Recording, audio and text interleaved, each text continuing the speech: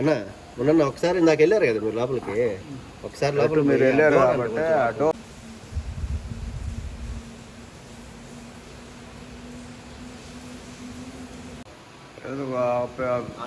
Foot ప్రింట్లు పడతాయని ఎవరినే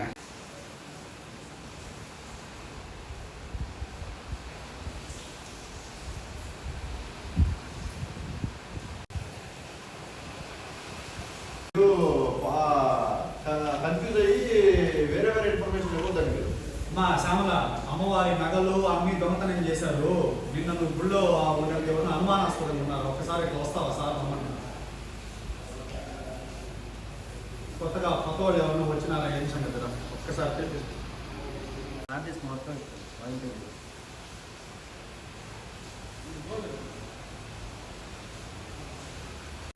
అది హార్డ్ డిస్క్ తెచ్చేటప్పుడు కింద కింద పడిపోయి ఉంటుంది అనుకుంటున్నాను. ఏడబడి ఉంటుంది హార్డ్ డిస్క్ హైట్ కదా. నమస్తే అండి. ఈరోజు ఉదయం బాల త్రిపుర సుందరి గుడి తెరవడానికి 7:45 వచ్చానండి. వాతావరణం బాగా వర్షంగా ఉండేసరికి రాగానే గుడి బయట తలుపు పగలు కొట్టేస్తున్నారు. ఇంకా నేను పోలీసు వాళ్ళ కోసం ఎదురు చూసాము. పోలీసు వాళ్ళు వచ్చిన తర్వాత వాళ్ళ సమక్షంలో మొత్తం చూడంగా అమ్మవారికి ఉన్నటువంటి బొట్టు, అమ్మవారి యొక్క కన్నురెప్పలు, అమ్మవారి యొక్క కళ్ళు, అలాగే అమ్మవారి ముక్కు పుడక, అలాగే 30-40 గ్రాములు విలువ చేసే బంగారుది అమ్మవారి యొక్క వడ్డానము దొంగతనం చేయడం జరిగింది. అది ఆ విషయాలు పోలీసు వారితో మేము పంచుకున్నాము.